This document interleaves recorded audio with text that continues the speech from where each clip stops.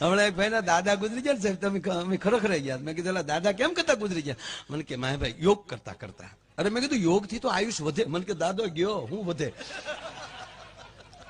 અરે ભઈલા મેં કીધું યોગ થી તો રોગ પણ વયો જાય. મને કે રોગ વયો જાય વાત હાશી, પણ દાદા વયા જાય. અરે મારા ભાઈ મેં કીધું યોગમાં? મને કે મારા દાદા માયાભાઈ રામદેવ બાબાના પરમ ભક્ત. સવારમાં 5 વાગે એટલે રામદેવ બાબા સામે ટીવીમાં બેસી જાય.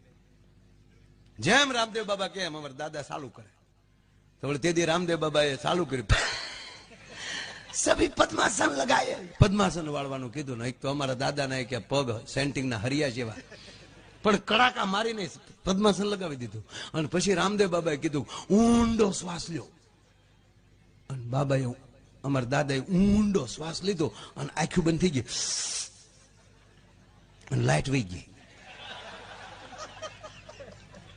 લાઈટ આવી તો દાદો વહી ગયો.